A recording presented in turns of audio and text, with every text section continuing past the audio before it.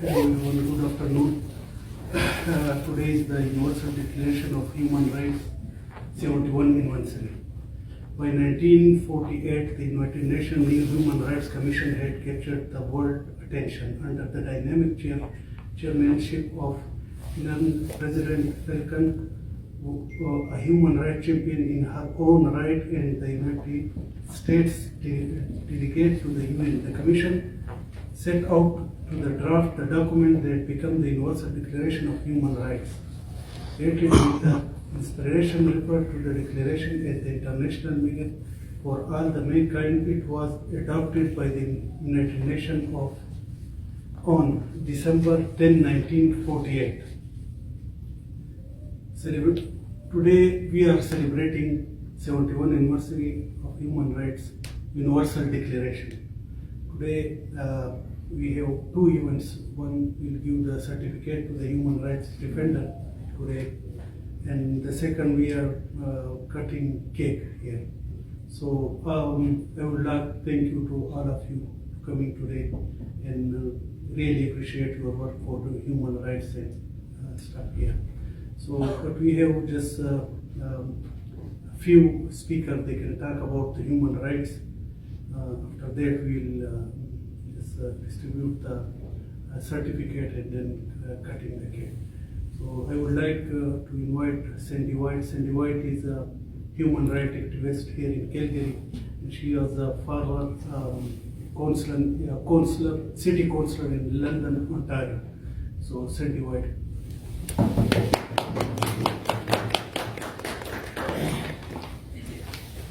Thank you, everyone. I haven't done this for a long time. I just want to quickly play this. Omar, you were going to put a mic because this woman on this video says it perfectly, and we can just go from here. The Bluetooth device is ready to pair. United Nations Human Rights. I hope we can maybe. I know we can't see it, but. Hello. All human beings are born free and equal in dignity and rights. In or any international agreement, the Universal Declaration of Human Rights promises to all the economic, social, political, cultural, and civil rights that underpin a life free from want and fear. These human rights are not country-specific. They are not a reward for good behavior, or particular to a certain era or social group. They are the inalienable entitlements of all people, at all times and everywhere, 365 days a year. They are the rights of people of every color, from every race and ethnic group, whether or not they have disabilities, citizens or migrants, no matter their sex, their class, their caste, their creed, their age, or sexual orientation. The commitments made to the people of the world through the Universal Declaration are in themselves a mighty achievement, discrediting the tyranny, discrimination, and contempt for human beings that have so painfully marked human history. And since the Declaration was adopted, countless people have gained great freedom. Violations have been prevented. Independence and autonomy have been attained. Many people, though not all, have been able to secure freedom from torture, unjustified imprisonment, summary execution, enforced disappearance, persecution, and unjust discrimination, as well as fair access to education, economic opportunities, rich cultural traditions, and adequate resources and health care. They have obtained justice for all and national and international protection for their rights through the strong architecture of the international human rights legal system. The power of the Universal Declaration Okay. is the power for ideas to change the world so that all people. Thank you. So I just wanted to ask, how many people here practice human rights? It's your human right to be able to do so.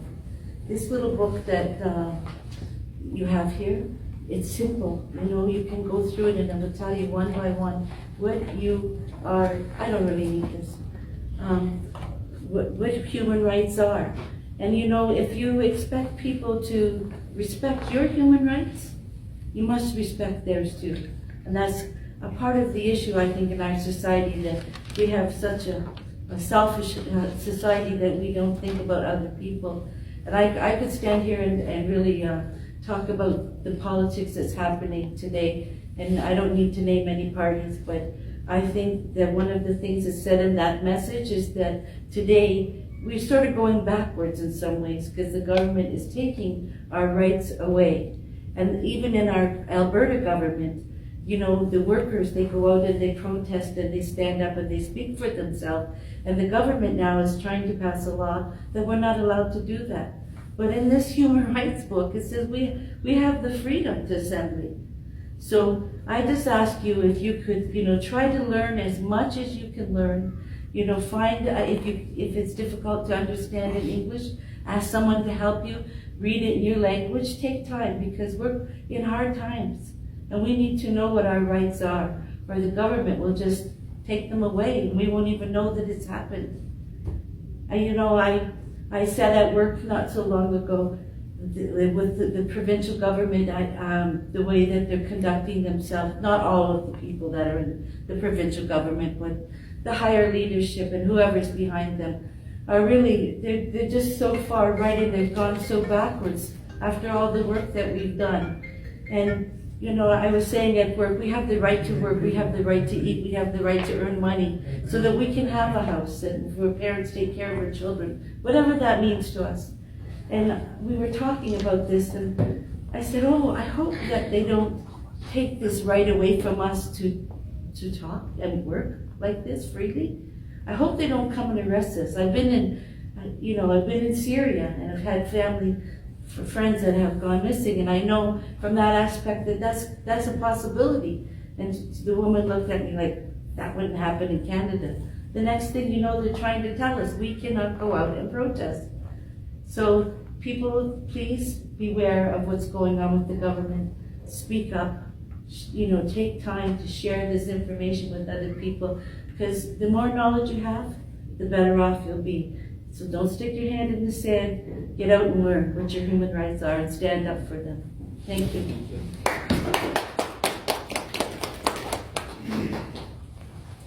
Thank you very much, Cindy White, for your beautiful words for human rights. I would like to invite one of our guests. He's a human rights activist. He's barrister and he's also a volunteer. So I would like to invite Swan Mehta to come and say a few words.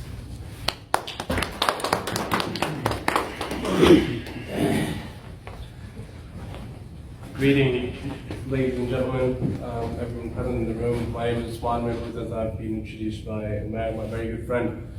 Matt, thank you very much for your invitation. I really appreciate it. As you know from my work, I work in the immigration area, and most of the time I'm fighting for people's rights so that Canada can fulfill its obligation towards the universal human rights treaties that they've signed. One of them is obviously the Geneva Convention. Under that, Canada has obligations to protect people. My friend earlier spoke about how government has been infringing people's rights. You spoke about the provincial government. I'll speak about the federal government. The current federal government, unfortunately, and not just this government, and the governments in the past have been separating families. We had heard about the Donald Trump's government separating families, but guess what? Canada has been doing it for decades, and it's happening today as well. I don't know if you've been recently following the news or not, but one of the news was where a Nigerian man was being deported back to his country even though he had a child from a Canadian citizen. And so separating families that way is extremely cruel. I think that is something that we should all stand up for. Also, many of us come from Pakistani Muslim background. My inspiration for human rights comes from when it was actually introduced back 1400 years ago by the Holy Prophet ﷺ, who's the founder of the Islam. At the time, this was his last Friday sermon, or last sermon at the pilgrimage in Mecca, where he openly said to everyone that regardless of your color, creed, your religion, and think about 1500 years ago, so this is what he was putting down for everyone, that regardless of your color, creed, your religion, your nationality, your background, you all are equal, just like you all are equal in the eyes of God. So anyone who didn't have the opportunity of reading the last sermon of Prophet Muhammad ﷺ, I encourage you to please do that, because that's where my inspiration for human rights comes. And we're very lucky to be living in a country that holds its values very true. Canada is a torchbearer of human rights. Hence, a lot of responsibility lies on our shoulders.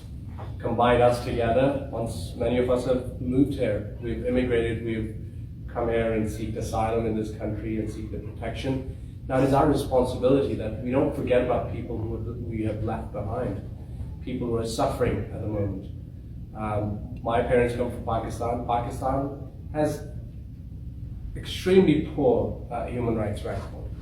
And I have no shame in saying that, that unfortunately they have completely disregarded all human rights that exist out there.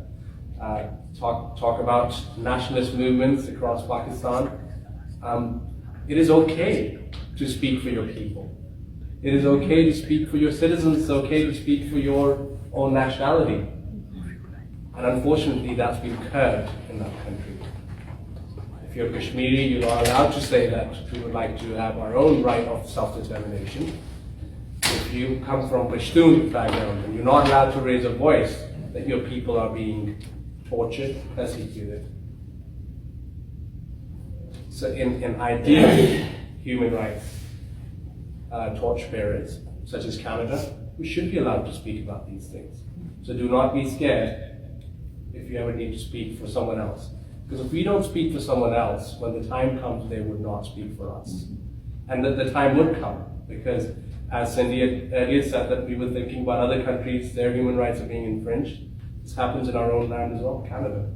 So thank you very much for your invitation. I could just go on about this. Yes.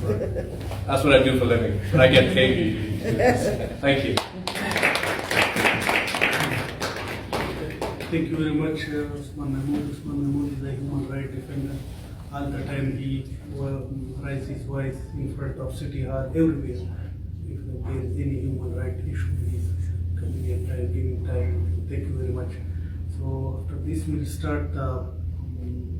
We have one more speaker, but Mumtaz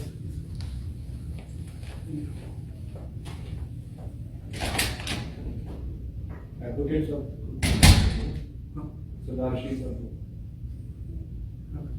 So I would like to invite the President of United Kashmir People National Party, North America, Sardar Rashid Saab, can come and say a few words.